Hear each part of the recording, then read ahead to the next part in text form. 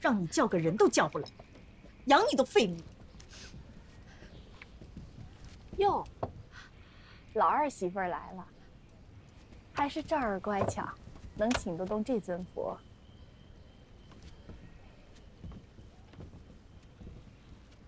明儿来了，果然是我们家赵儿有颜面。快坐这儿吧。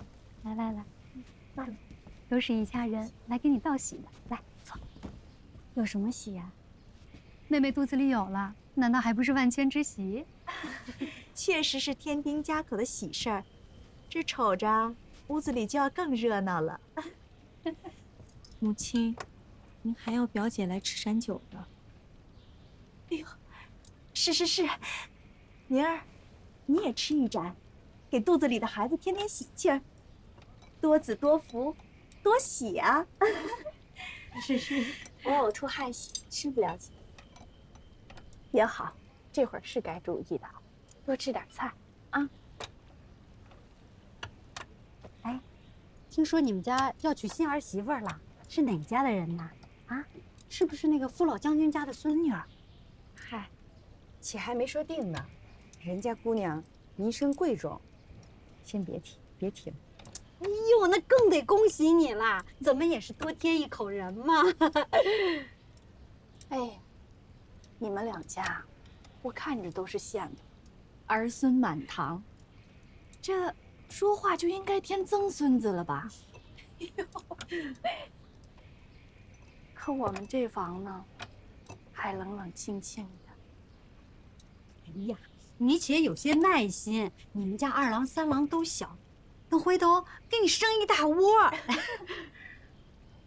旁的倒是先放一放，可是这廷业，可是我们顾家的顶梁柱，他的子嗣吧，还是多一些好。一想到这个，我觉得我都没有颜面见老后爷。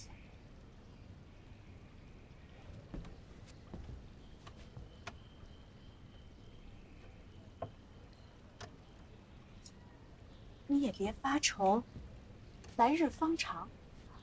我跟你这交情，你若愁，我真要愁得睡不着了。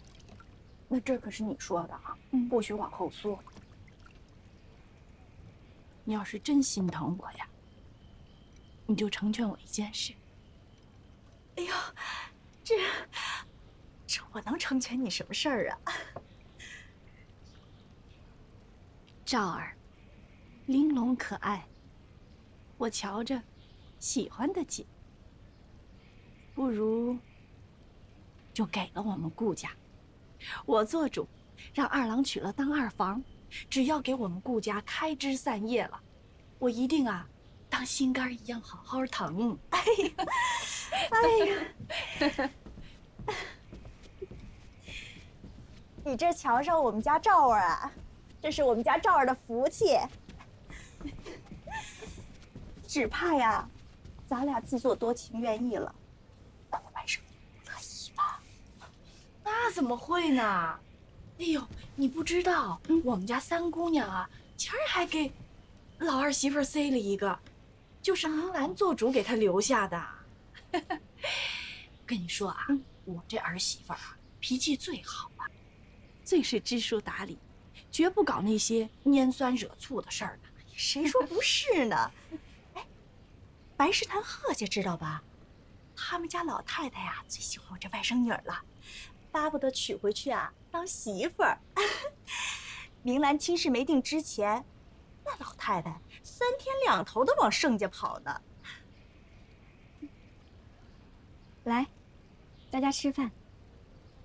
保姆，这鱼汤不错。吃，慢点。还有这样的旧事啊？那这纳妾的事儿，自是不便再说了。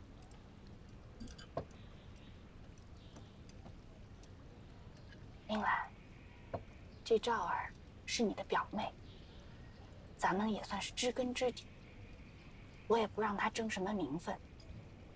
且不说什么二房，哪怕是当个妾室，只要服侍好你和二郎，给我们顾家开枝散叶就好。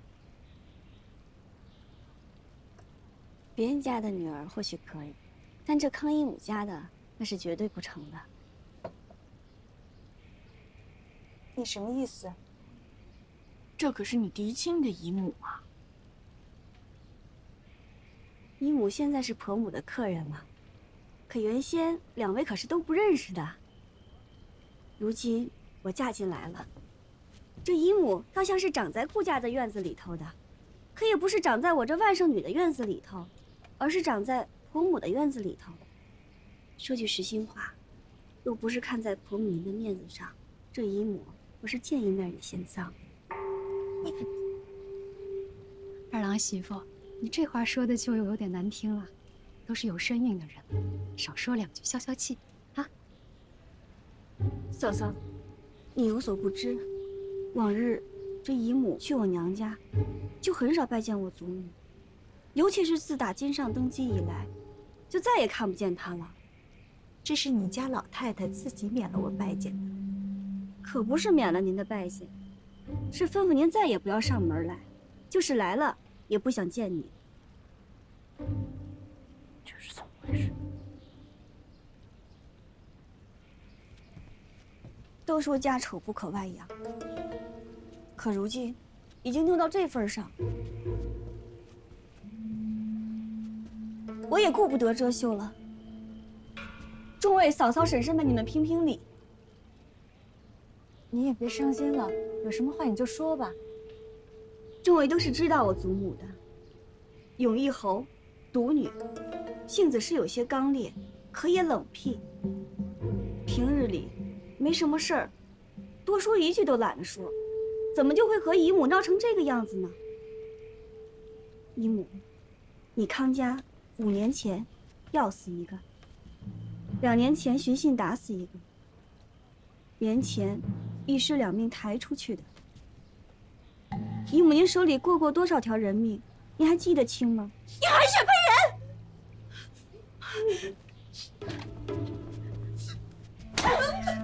给我闭嘴！姨母，您次次来我家找我嫡母，次次给我嫡母惹麻烦。我嫡母是个实心眼儿的，就依恋您是她的姐妹，是钱也给您，事儿也帮您办。您在她身上搜刮多少，要我一笔一笔的给您记出来吗？你污蔑上亲，是要做罪的。我祖母跟我说，您和我嫡母是姐妹，是有血亲的，这没法子。可我是跟您隔着的，我不能眼睁睁的看着我们顾家有这么一个人甩不掉。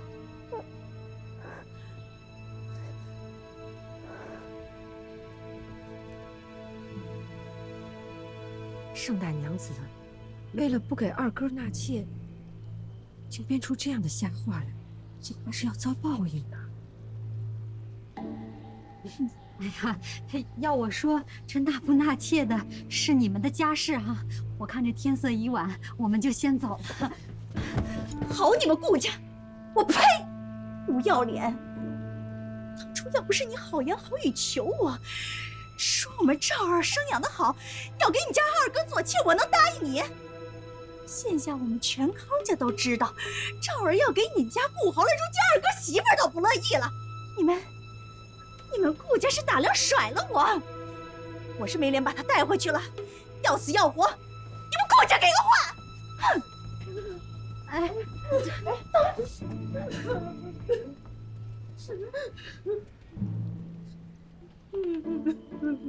是我造的孽。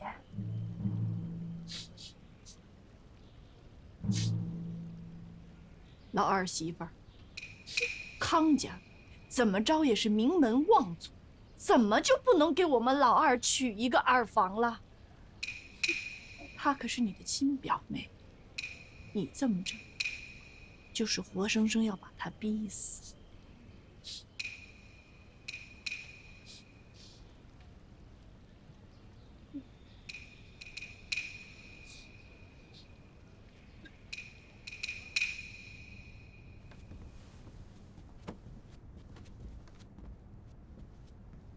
大娘子还睡着呢，睡着呢。怎么了？什么事儿？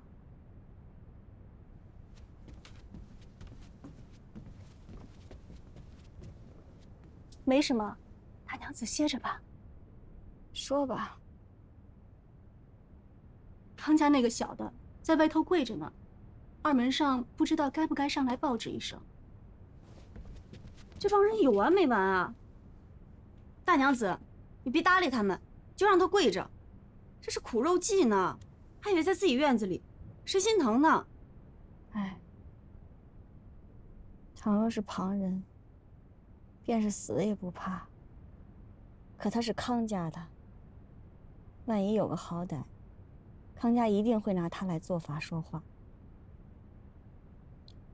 还是去看看吧。舅表姐可怜，救我一条命吧！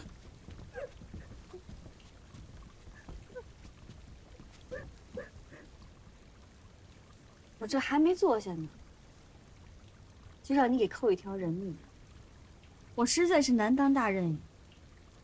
我的命都在表姐手里，只求表姐看在咱们是血亲的份上，救救我！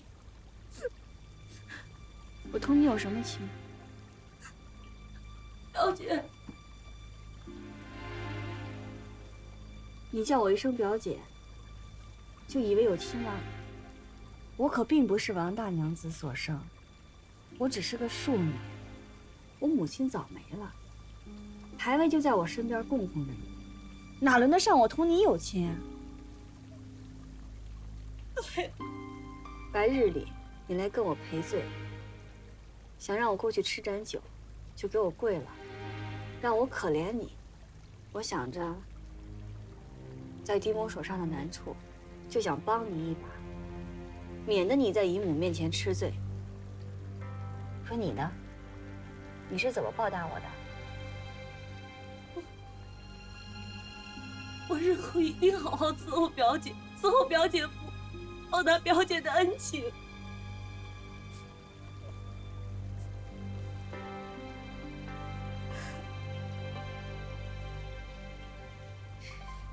跟明白人说明白话，跟不明白的人说什么话都是废话。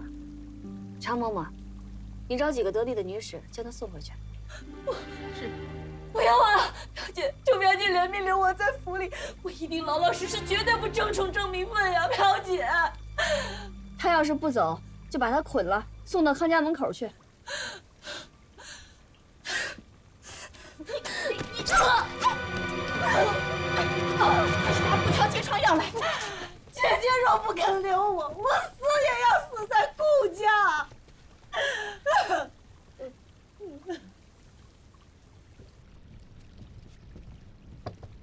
大娘子，放心吧，都包扎好，伤得不重，只看着吓人。嬷嬷不用为了我安心，您尽管说实话。这就是实话。大娘子若不信，您亲自去看。没出人命就好。是我太疏忽了，我没想到他会携凶器。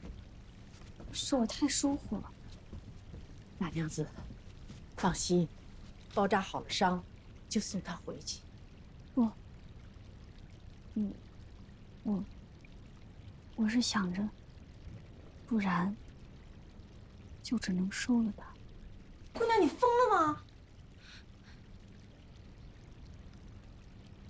他说要死在侯府，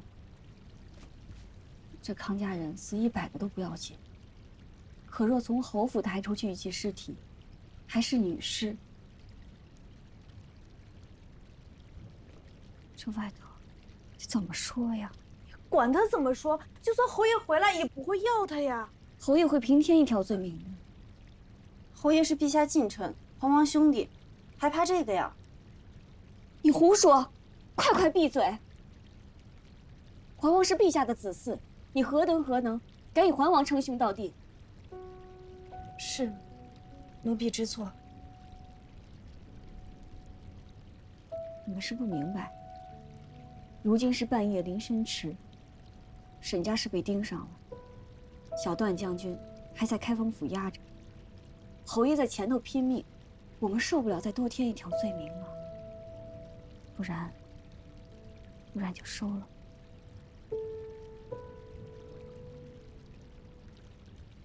我这个外甥女儿，天生就是个下贱坯子，牵她不走，打着倒退。我若不狠狠戳她那2刀，她还不知道我的厉害。这不，乖乖的把赵儿给留下了吧？这个小贱人，敢当众抽我的脸！我若让她有一天好日子过，我就不是人。那个赵儿是个听话的孩子吧？他生母的命捏在我手上呢。他若不听话，打我也把他打听话了。那就好，那就好呀。我们呀，还真是老了，现在呢，就盼着孩子能够听话，让我们省省心。这下赵儿的这茧子呢，是搜出来了，也没有旁的什么器具的，不单非得是茧子，触柱撞墙、上吊投井、绝食饮毒，哪个不成？咱们只需要隔3差5的去瞧一次，总有一天他教不出人，只能教出个尸首。到那时咱们也不用费事儿，只要把这消息传出去，准会有人来状告这个小贱人。哎呦，你这说的太瘆人了。哎，大娘子啊，我们家老二怎么着也是官家的近臣，盛得上恩。这小丫头又是他的心尖子，你收拾她，我们家那个发疯了是要杀人的。我就是想给他纳个妾呀。是他老婆逼死人命的，他就算通了天，还能违拗过我朝律法了？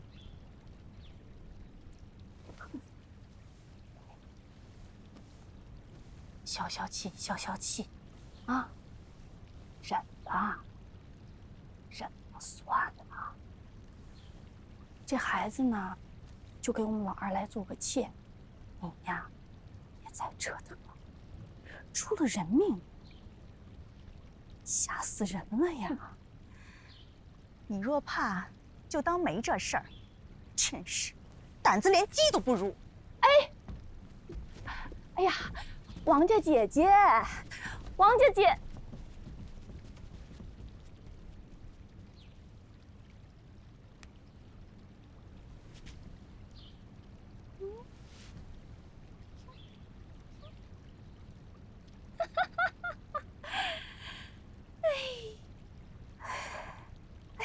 说来啊，我们真得谢谢这常嬷嬷。要不是她一通胡庆，把人给气急了，整个汴京城的人都在笑话她。这个蠢货呀，也没那么豁得出去。大娘子近几日也累了，如今且宽心，好好歇几日。这康家姑娘这么折腾，老二媳妇儿就没什么反应。她还歇着呢，好像是吓得很了。她手下一个女使叫翠微的，让人套了车，去到盛家了。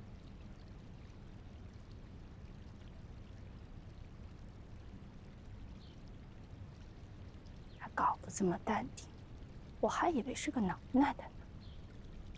合着也回娘家去搬救兵了。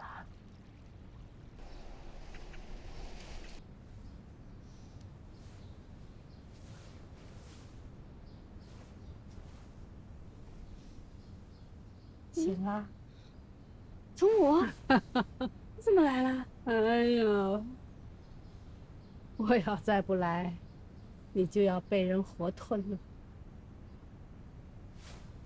是谁这么耳报声？非把您叫来了？真是，我明着告诉你，是翠微去报我的。她一片担心，为了你，你还说她耳报神。若不是她忠心耿耿，你非走上绝路不可。这点还没到绝路。就仗着你家侯爷心疼你，纳妾都分不了宠，搁置几天，就别扔一边去了。我告诉你，如果真是纳妾，我就不用来这一趟。去，把那女子提来，我们问问她。啊？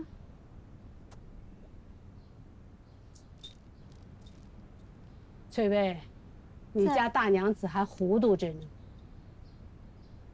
你去，把那女子提来，我要问话。是。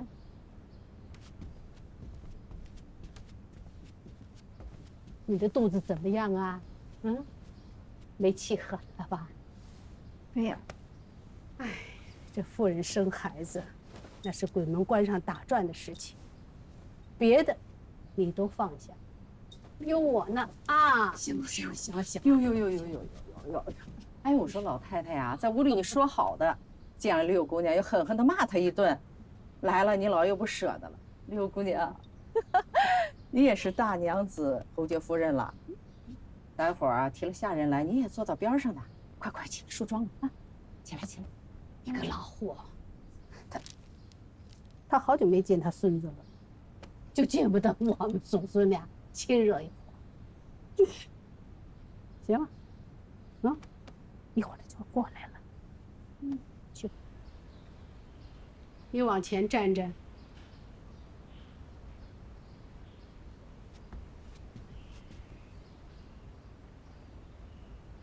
你是康家苏小娘生的，你下面还有一个妹妹，一个弟弟，是不是？是。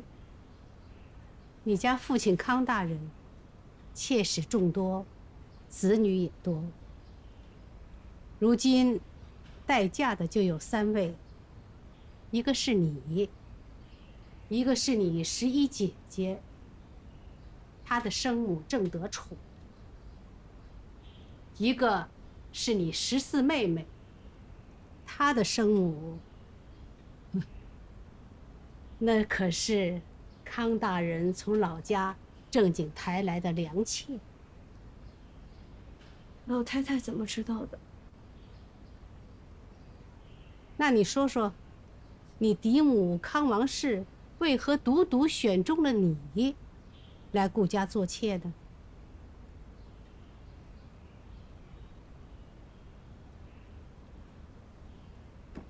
你说呢，明儿？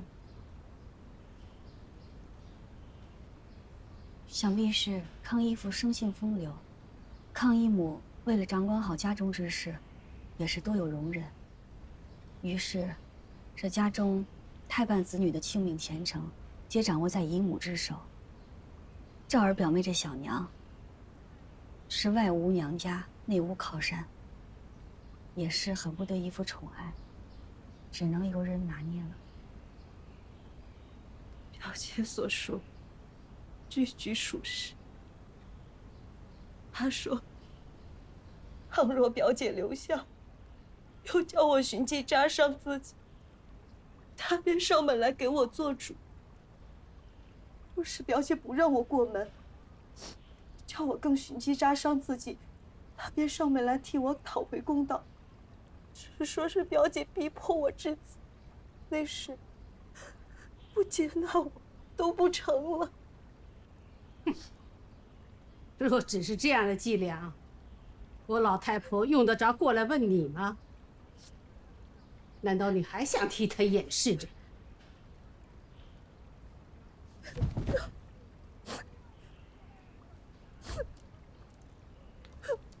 整个东京都知道，自打侯爷娶了大娘子，把院里的人都散尽了。你家嫡母日日夜夜与隔壁厮混着，她能不知道？你又不是花容月貌，她凭什么断定你在侯府能得宠？她只是要你的命，你还替她瞒着？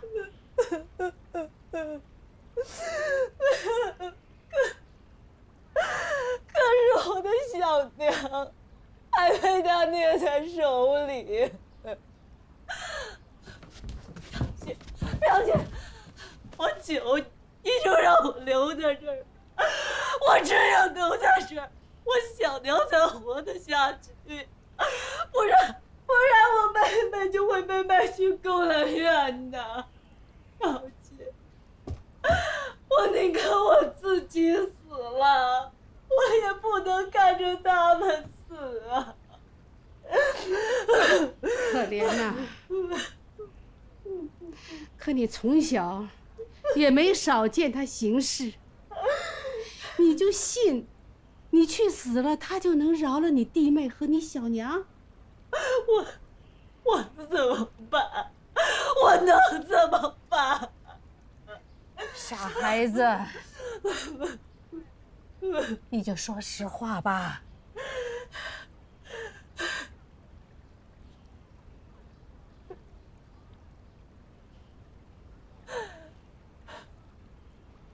她就是个烂心肠的毒妇人。还要我找机会死在侯府，她来给我收尸，还得见着我的身上有各路伤痕。说这样就可以去府衙状告侯府，草菅人命，拼死两解。他说这样一来，侯爷保不住表姐夫人，连侯爷自己也会被人拖下水去踩死。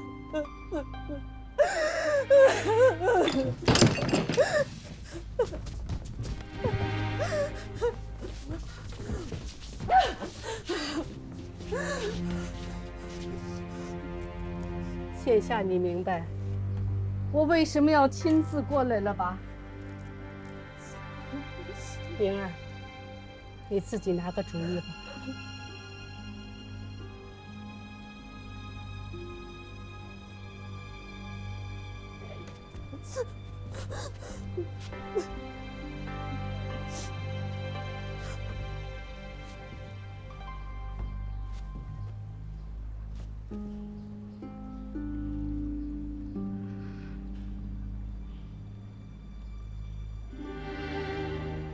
你也是知道的，我没托生在大娘子肚子里，我自小也没了阿娘。我常想，若不是祖母的慈爱，那我的命也就跟那飘萍一样。所以，我才想着跟你去前厅吃酒，想免你受罚。是我对不起表姐，是我对不起表姐。我现在还愿意再给你2条路，要么你进府里来，同我一起伺候侯爷，想必你小娘也不会再有事儿了。多谢表姐，多谢表姐，多谢表姐，多谢表姐。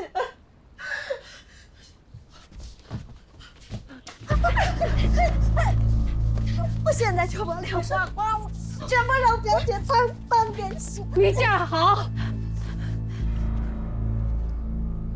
听他慢慢的说。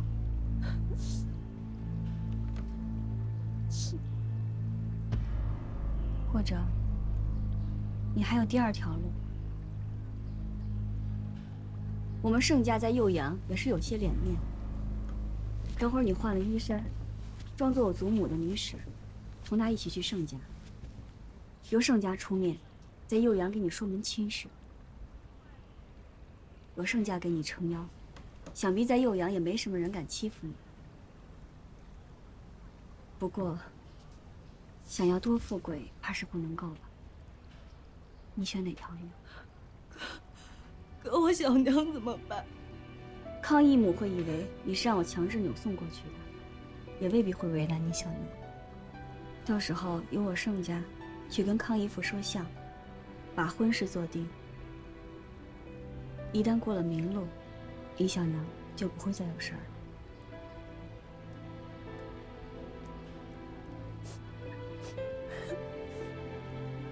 有2条路选呢，说话呀！亲，我不做亲，我宁可死了，我也不做亲。娘亲，我娘说了，谁也不是天生下贱，人不想好好嫁人，做个正统娘子。娘亲，我不做亲，我宁可死了，我也不做亲。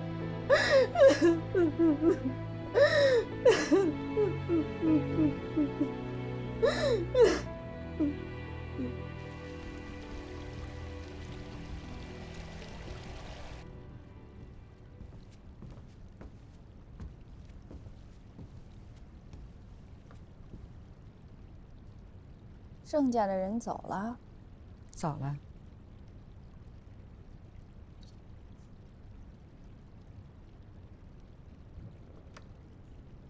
等着看吧。盛家的好戏呀，就要开场了。他怎么敢干出这种蠢事？真没有。你那好姐姐，狼心狗肺，没半分官眷娘子的模样。上路不住丈夫，下管不好儿女，闲来得空便拿妾室庶子女出气。除了央告娘家兄妹，他还有什么本事？牙尖嘴利，刻薄歹毒，何该送到祠堂动家法？不是说顾家秦大娘子自己瞧上赵吗？你连这个都知道，你敢说你不知此事？儿媳也是才听来的。我从来都是当明兰和如兰一般看待的。去寻你那黑心肠的姐姐，把话跟她说清。不管她有什么打算，这事我们不乐意。她若还想要盛家这门亲戚，就让她上门给明兰赔罪。什么？哪有姨母给外甥女赔罪的？这明兰也不怕折寿。再说了，纳妾本是常事，就算姐姐做错了，事已至此，不如将错就错。你是才你还说拿明兰当亲姑娘？如兰婆母几次要给她儿子纳妾，你是怎么去替如兰吵的？华兰跟袁姑爷刚好没几日，你便撺掇华兰趁早收拾那几个小的，这才是你对亲姑娘的做法。你拿明兰当亲姑娘？呸！好好，儿媳明日就去。现在就去。可天都黑了。你姐姐若是有事，别说现在，就是3更半夜也敲过盛家的门。怎么，她来得你就去不得？滚！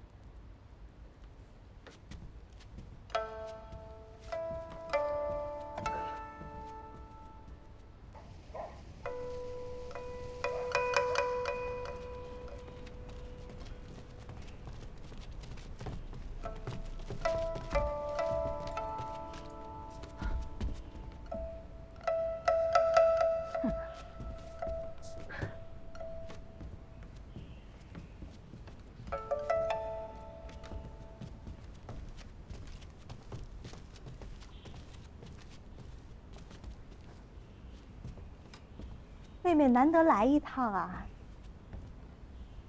哟，这是怎么了？大姐姐，你做的什么孽呀？非要去顾家搞那一杆子，连累我被婆母骂个狗血喷头的。快把那个孩子带回来，给明兰赔个笑脸，要不然以后连姐妹也没法做了。哎呀，我想你是要来的，没想到你来的这么快。哎呀，可见明兰这丫头啊，现在是着急上了火了。痛快，真是痛快！你还笑得出来？你这不是害我吗？我这怎么是害你啊？我这是保你富贵才是啊！什么意思啊？你那顾家侯爷，如今声势日渐显赫，眼看着将来必定富贵无边，到时连带你家也能沾上光。可你不想想，你那金贵的顾家大娘子跟你是不是一条心呢？你可别说，她虽是在老太太身边养着，请安规矩从来没坏过，见了我也都是规规矩矩。嘿呦，他如果真跟你一条心，敬你尊你，那你让他带我去小鹿岭泡温泉池子，他怎么不去呀？啊，他还当面讽刺你。呀，那不是他，那是我婆母。对，这就对了，他只跟你婆母好。她才嫁到顾家才多久？你等她站稳脚跟了，她能把你放在眼里吗？以后只怕你在盛家一辈子也直不起腰来。哼！难道你的康兆儿就跟你一条心啊？他也不是你生的，怕他？他亲娘在我手上，我叫他往东，你看他往西吗？这些小娘养的丫头，就得没事教训教训，没得让她忘了自己的身份，还真以为飞上枝头就变成凤凰。我让这赵儿在顾家待着，等他把这顾侯盘上手，这明兰这死丫头要敢不听你的话，我就让赵儿在顾侯面前分说分说。你是我亲妹妹，明兰这丫头要想过得好，她必定得听你的。你拿住她，不就等同拿住你婆母了吗？到时候你岂不痛快？好倒是好，可我婆母这儿我怎么交代呀？怕她？有王家在呢，你怕她？等过些日子，咱们全家都要回京任职了，到时候声势更大了。你婆母看你脸色还差不多，她还敢休了你啊？你不知，虽是个没血缘的嫡母，可我那官人是最要儒家名声，真是百般孝敬，唯恐御史参奏。男人不就那么回事儿吗？你还真相信夫妻恩义那一套啊？大姐姐，你同大姐夫不和睦，也不能算天下都不和睦啊。眼下林小娘那贱人没了，我同官人还是挺温存的。他还能都听你的？时不时还是挺听我话。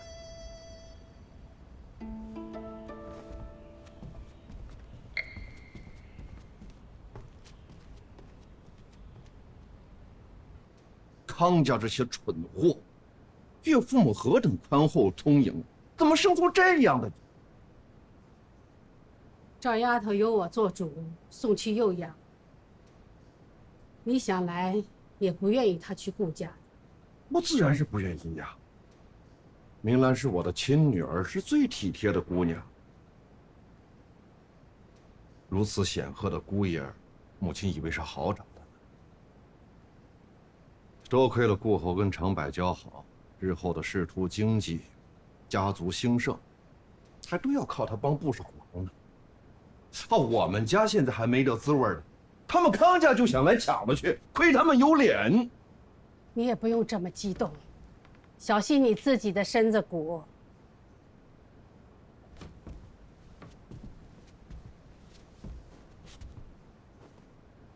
我们和康家邻近，交情实在寡淡。你我也对那大姨姐多有厌弃。全东京都知道顾侯跟他继母不和，可这康家偏要去跟他继母交好，这不明摆着打他的脸吗？他闯下这样的祸倒也罢了，他非要打着我家的名号。如今康家的竟这么肆无忌惮，无非仗着她是王家受宠的嫡长女，而王家不日也要回京来做官，他就有更大的依仗了。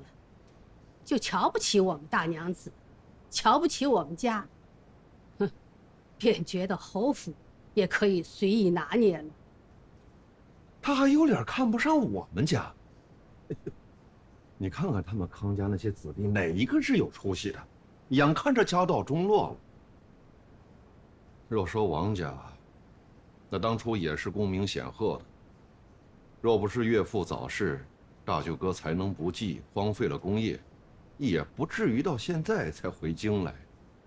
王家是你大娘子的娘家，在最鼎盛的时候，将大娘子许配给你这个刚中了举的儒生，算是对我们盛家有恩的。我们不好说什么，可康家竟蹬鼻子上脸。前日，那康大人托你办了件事。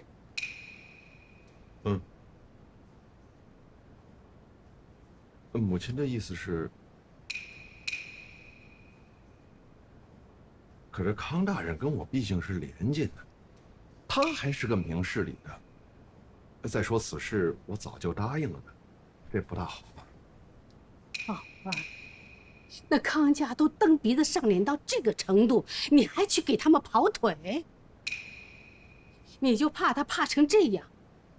我们替康家收拾了多少烂摊子，随便掀出几件，就让他们康家没脸。是，倒不是说非要他们颜面扫地，要叫他姓康的知道，我们盛家不是好欺负的。母亲所言甚是，就听母亲的。这就去办吧。此刻便去啊！都这个时辰了，还是等明日。去。是。儿子这就去。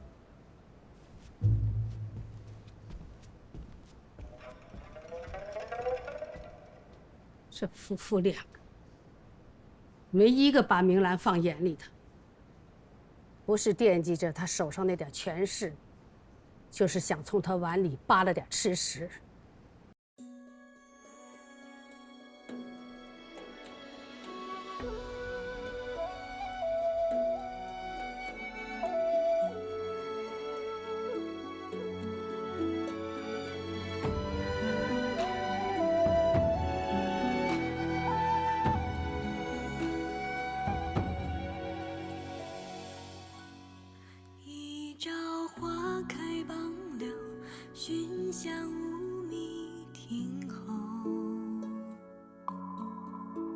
总应朝霞半日晖，风雨捉不透。